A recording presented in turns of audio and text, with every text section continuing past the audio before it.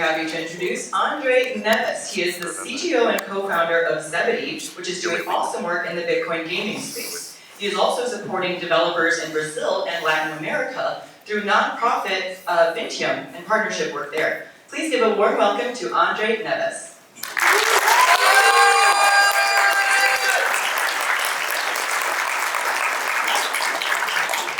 Hello. All right, full crowd. Hey everyone, morning. We're all breathing fine. So before I start, just some housekeeping. I wanted to give a big round of applause to everyone that's organized TABConf. It's not easy to put this type of conference together. This is by far the most signal to noise Bitcoin developer conference out there. Just look around the room. All of us are somehow Satoshi in our own ways. Developers, enthusiasts, plebs, miners, whatever you call it. So today I'm going to talk about a lot of things, and I figured I would start by posing a question. Why are you here? Why are we here? Why did you fly out of your hometown and go to the airport, go through TSA, and then are sitting in this room right now? Why are we all here gathered to support? What are we trying to achieve with all of this, right? And of course it's Bitcoin. That's a no-brainer. This is the Atlanta Bitcoin conference. That's why we're talking about Bitcoin. But it's not just having a simple chat about Bitcoin, right? We're talking about building Bitcoin. And more specifically, it's not even about building Bitcoin. It's about building on Bitcoin. It's about building with Bitcoin.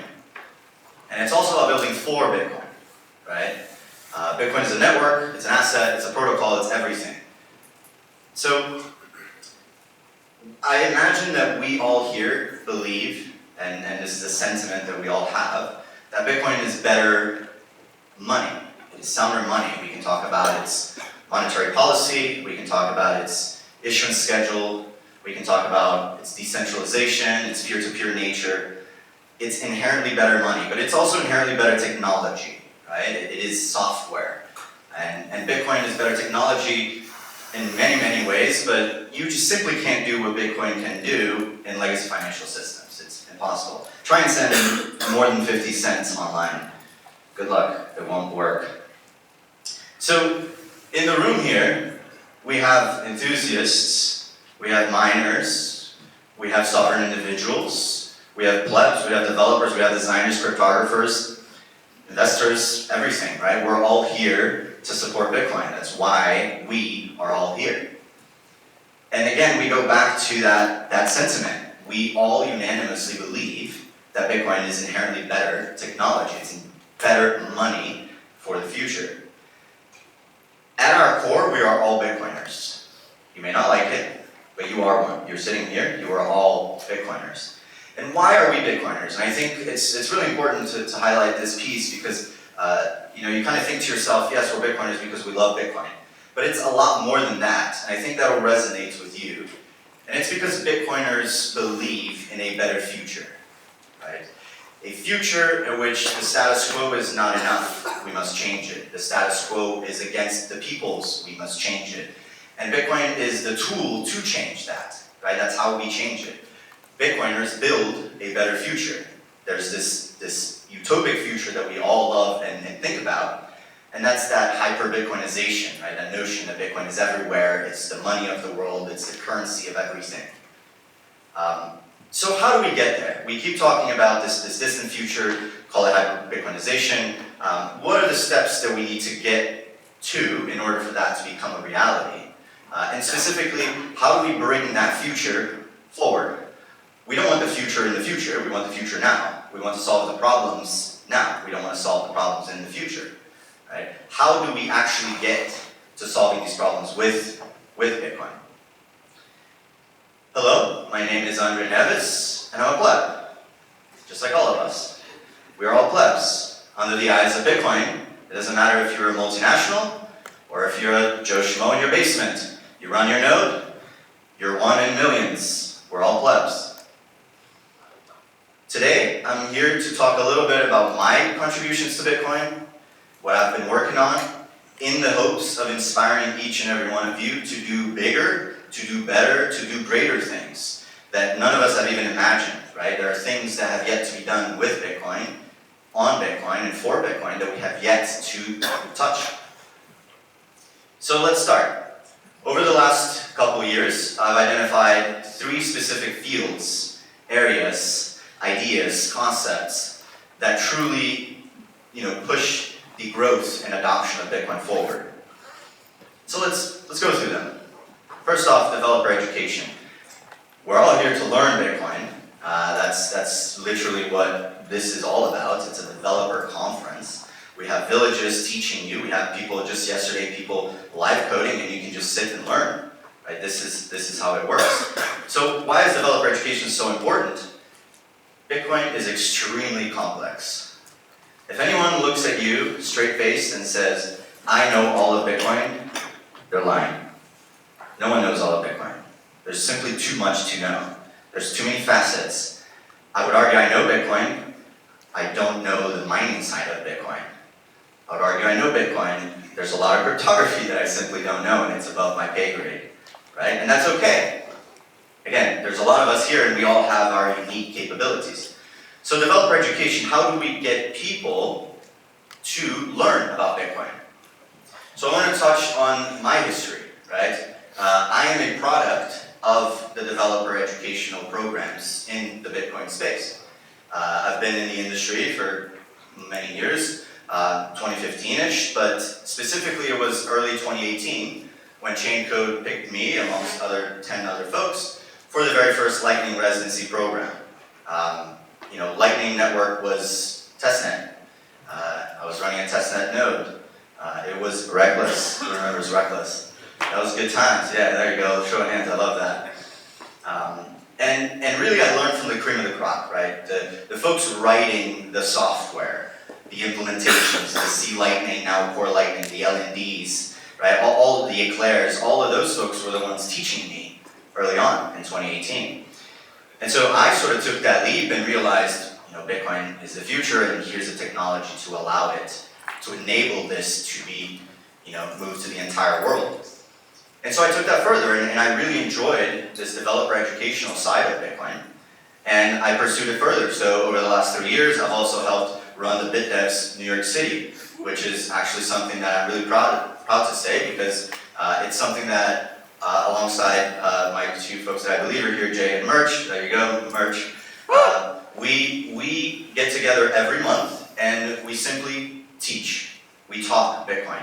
It's important. That's how people get jobs, that's how people network, that's how they learn enough about Taproot and Schnorr so they can talk to their friends and say that they're smart because they know Taproot and Schnorr.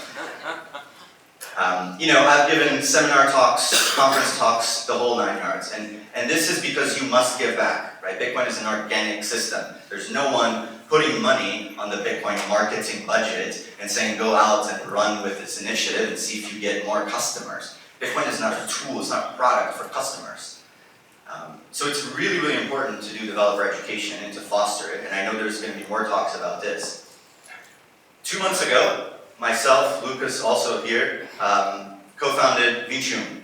Vincium is a nonprofit organization based out of Brazil, and our goal is simply to teach, power, foster, and support Bitcoin developers, Lightning developers, and adjacent protocols and technologies. On the left side here, what you'll see is our very first cohort in our Bitcoin and Lightning seminars. So in the last 3 weeks, they've been learning about Bitcoin, about Lightning, from as little as UTXOs, which are not that little, all the way up to payment channels, right? And this is how we foster that community such that folks can later on found their own companies, like myself. Folks can later on join companies. They can create other nonprofit organizations. They can teach, right? This is really, really important. And specifically, I want to highlight that Vincium is based out of Brazil, and our target is to foster Latin America. That is very key. Bitcoin is global money. We cannot have companies that are fostering and supporting Bitcoin simply in the United States and westernized nations in Europe.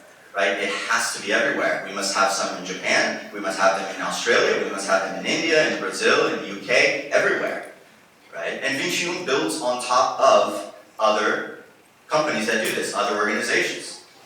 So I mentioned Chaincode, that's one of them. Brink, that's another. Torgo's Dev, El Salvador is another. We have Vincium, we have Kaladev, right? This is really, really important for Bitcoin. This is how Bitcoin grows. It's not just companies, it's not just economic, revenue, all of that. It's actually teaching Bitcoin. It's complex. There's no Bitcoin company supporting it, right? So Vincium starting in Brazil. We are the sponsor and supporter of the only Bitcoin Core developer in Brazil.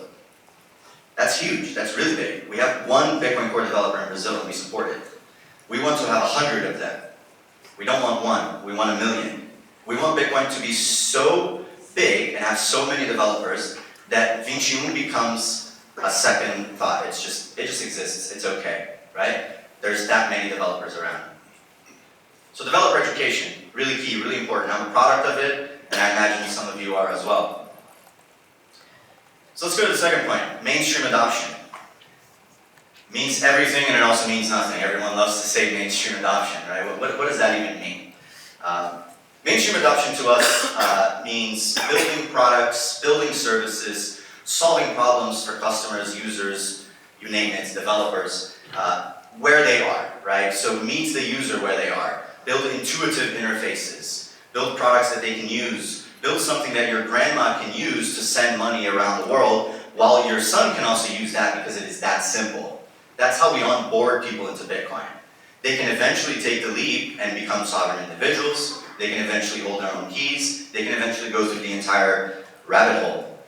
But we must meet the customer where they are, and in order to achieve mainstream adoption, we must provide tools that they can use, that they would use. That's really important. For us, that's Zebedee. So Zebedee is a company I founded. We're now 60 plus people, and we build infrastructure for payments, specifically built on top of Bitcoin. Remember, building on Bitcoin. And we build with the Lightning Network as well. Right? That's really our core business. So we power video games, applications, services, you name it. And then there are 3 billion gamers out in the world. Let's make them all Bitcoiners, right? So we build tools for gamers. So we have a mobile app for gamers. And then we have a streaming content for gamers. And we have bots that allow you to send and receive Bitcoin at the speed of texting. You can say send Santos 50 and you just send some Satoshis, right? It has to be easy. This is mainstream adoption. It's getting people who know nothing about the blockchain, people who know nothing about Bitcoin, and make it simple for them to use. That's mainstream adoption. But that is simply not enough, right? Okay, we're educating the next wave of programmers. Awesome, good job. We're building products to onboard the next billion users into Bitcoin. Hooray, pat on the back. Not enough, not enough. And why is that not enough? Let's go back. What is the ethos of Bitcoin? Why are we all here? Bitcoin represents freedom. Right? That's something everyone can relate to. It's the freedom to run your own node. It's the freedom to own your money. It's the freedom to hold your keys. It's the freedom to do anything that you want with your own, right? It's the freedom to Bitcoin. And so, I do want to say Bitcoin is adversarial money. It's a trustless network. I don't need to trust you in order to transact with you. So it's actually not freedom in the sense of being free from people. It's freedom to choose and freedom to be, but you're still together. In the room here, there are companies, there are competitors, there are developers trying different alternatives for the same end goal, right? We're still pursuing Bitcoin together.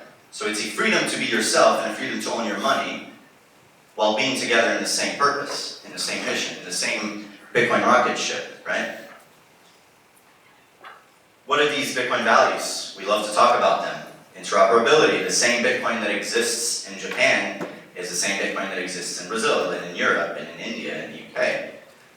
It is an open network. You don't need to ask permission from anyone. You just plug your node in, plug your miner, have fun, earn some Bitcoin. It is censorship resistant, right? We talk about its decentralized properties, it's peer-to-peer properties, and that's what leads to the censorship resistance. It's unstoppable. But most importantly, it is free and open source software. Okay? That is the most important. Why is that? Because it is auditable. You can read it, you can copy it, you can clone it, you can change it. It's up to you, right? You can build on top of it. It is free and open source software. So that's the third point. That's the third area, open source software, right? And I think a lot of the developers here and others may relate to this. When you first grasp Bitcoin, when you actually grok Bitcoin, all that you want to do is work for Bitcoin. Yes, you could work for a company that works in Bitcoin, but you don't want to do that. You want to work for Bitcoin. You want to build the protocol. You want to change the world. You want to make it more of a reality. You want to bring that future forward, right? And that is why I'm so excited today to be talking about an initiative that we've been working on for the past year. It's something that I'm really proud of. I'm honored to be working with such talented individuals on this project. I'm honored to even be a part of it and be on this stage talking about this project. At Zebedee, we build on Bitcoin. We use Bitcoin's technology. At Zebedee, we build with the Lightning Network. Right? Today, we're announcing Zebedee's open source arm, which builds for Bitcoin.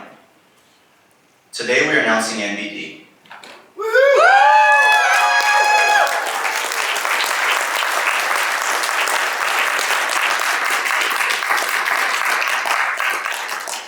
NBD is cypherpunk.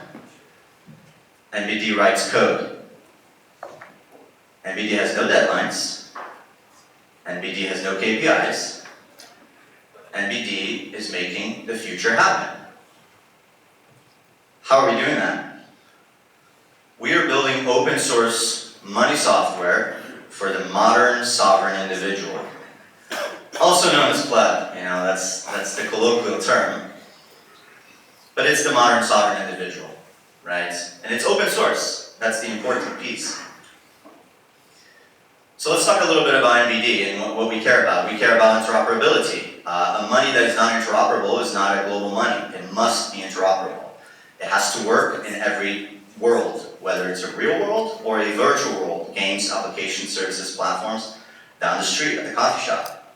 It is interoperable. It must be sovereign. You are your own money holder. You own your Bitcoin, right? That's really, really important. It's open source. We talked about that already. But specifically what NBD tries to focus on as well is sophistication. I go back to the mainstream adoption piece. We want folks to get involved with Bitcoin in their own ways, but then we want them to go through the rabbit hole. We want them to learn. And in order to do that, we must provide these advanced tools, right? These advanced tools that are required, that are needed for you to take full advantage of Bitcoin. So NBD really values sophistication. Sophisticated solutions, sophisticated products. They are advanced, but they are not complex. They are easy to use. And NBD is NBD because it's literally no big deal. So what the hell is NBD anyways? Today we're announcing a slate of open source products for the modern sovereign individual. And we're going to go through them. So let's kick off. First, OBW. Today we're announcing Open Bitcoin Wallet. Open Bitcoin Wallet is a brand new Bitcoin wallet for Lightning and on-chain Bitcoin. It is fully open source. It has built-in Tor, no need for Orbot, none of that. It has HWI support, an interface if you want to use your signing devices, your ZPubs, and your hardware wallets, have at it. It has full RBF support. Has full CPFP support if you want to boost your transactions because the mempool spiked in fees. And if you're a privacy-conscious Bitcoiner, you have full coin control for your UTXOs. Right? This is now open source. We're codenaming it OB1. It's open source. You can go GitHub and use it. Cool. Thank you.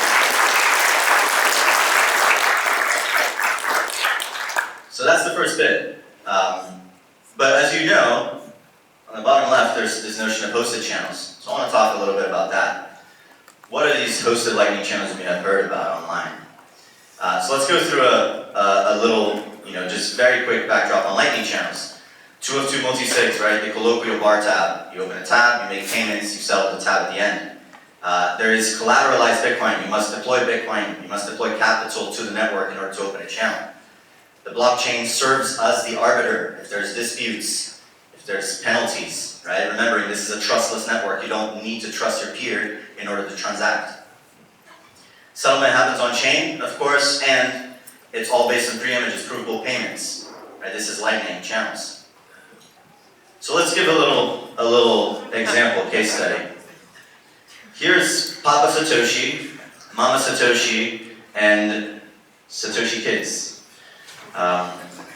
They're supposed to be young kids. Even though they're prolific Bitcoin Core developers, disregard that. They're supposed to be young kids, right? And so let's just go through an example. How does that work in practice? Let's say Papa Satoshi really wants to instill the notion of sovereignty in his family, and everyone must be the owner of their money. So this is what you would imagine. Each of them have their own node, or they have a mobile wallet like OBW, and they open their Lightning channels, they deploy liquidity, right, and they can transact in the network. But the truth is the kids have no Bitcoin. So how the hell are they going to participate in the network if they can't deploy capital? The notorious problem with onboarding on Lightning is that you open your non-custodial Lightning wallet, you must first receive some Bitcoin on chain, wait for a block time. You must then deploy capital to the network, wait for the block time. And at that point you can send money, you can't even receive, right? Then you have to get inbound liquidity, that's another piece. So wouldn't it be great if instead of having the kids to deploy their own hard-earned Bitcoin into the network in order to make transactions, wouldn't it be great if they could use Papa Satoshi's Bitcoin?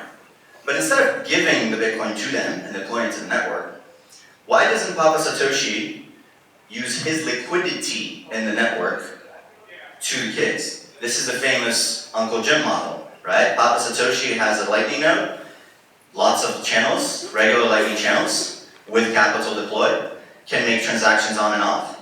And so he opens hosted channels, virtual channels, to his kids. All of a sudden, his kids do not have Bitcoin, but they immediately can work and transact and pay and receive in the Lightning network.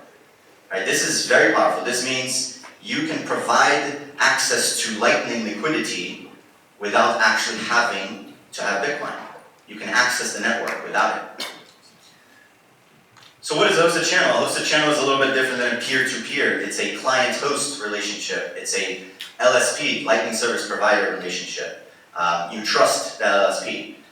Specifically, hosted channels are better than any custodial solution, even though you're trusting them, because it is akin to a Lightning channel. It is auditable. It is based on pre-images, so provable payments. In the near future, it will have MVP support, so your multipath payments could go through hosted channels and Lightning channels equally. And it allows someone to graduate into being a sovereign individual because, again, the onboarding experience for someone on Lightning, non-custodially, is very friction-rich. So if we can start with a hosted channel and migrate over to regular channels. 2 very simple examples that also make sense and they illustrate it further. On the left side, we have 2 exchanges, exchange A and B. These exchanges have commercial agreements off-band, right? They have master service agreements, they have API licenses to one another. So they already have a trusted relationship. Instead of having to deploy 500 Bitcoin into a channel so they could send and receive 500 Bitcoin worth, why don't they just open a hosted channel? It's a trusted environment. Works just like any other channel. The current model for LSPs that want to power non-custodial Lightning wallets is that you download that wallet, you start it, and the LSP will open a channel to you, right? You're probably all familiar with that. How does that scale? Imagine having 10 million users. Are you going to open 10 million channels? What about the fees on the chain for opening those channels? What about all the forced closes, right? Are you ready to lose all that money in fees? How do you scale that for everyone, for the whole world? We're talking about 7, soon to be 8 billion people. We want them all on Bitcoin. So using hosted channels, you could do that. Right? You can just open virtual hosted channels right away with everyone that starts the wallet.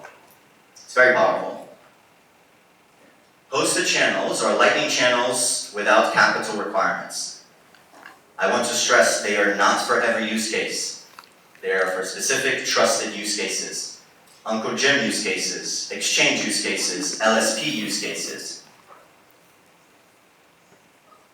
So that was hosted channels and OBW. Now let's think a little bit further. If Papa Satoshi wanted to power his node with hosted channels, how does he do that? He needs Poncho. What's Poncho? Poncho is a Core Lightning plugin. If you run Core Lightning, you can now become your hosted channel provider. You can simply run that. It's a plugin, plug and play, and all of a sudden you can provide hosted channels to your friends, to your family, or you can build an entire business around that and charge fees. Right? All of this is open source. It handles all of the low-level handling of HTLCs. It handles all of the channel provisioning. It handles virtually everything that you'd want relating to hosted channels.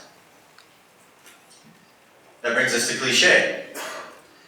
Cliche is a new Lightning Network daemon. Yes, a new Lightning node. It is a light Lightning node. It is quick and easy. It has support for hosted channels, as well as normal channels.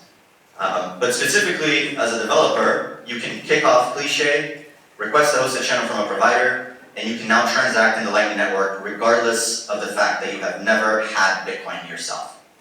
You don't need to deploy into the network. You can participate in the network without needing it. And last but definitely not least, we bring Immortan. Immortan is the glue for this whole thing. Immortan is a Lightning library. It is not a node, it is a library. It's akin to LDK. It is plug-and-play solutions for folks that have wallets, services, platforms, applications that they want to add Lightning things to. So if you want to open channels, if you want to handle HLCs, if you want to do anything with Lightning, including hosted channels, Immortan's for you. It's a library. You can import it to your project and start using it today. So what NBD is announcing today is a suite of full products, open source for the modern sovereign individual. We have a Lightning implementation with full support for hosted channels. We have a plugin for node operators to become Lightning service providers. We have a Lightning node called Cliche with full support for hosted channels. And we have a non-custodial mobile and Lightning, mobile Bitcoin and Lightning wallet for anyone to use. And this is really powerful stuff. So what are we going to focus on? We're going to focus on Lightning Network, Bitcoin, of course, hosted channels, but also LNURL and Lightning addresses, and some, stuff on the edges like space chains and state chains, and if you get bit 300, then drive chains and all the other chains that you can think about. But even decentralized messaging like Nostr and other protocols, right? We're going to do all of this in the open. It's all open source, it's all free. So follow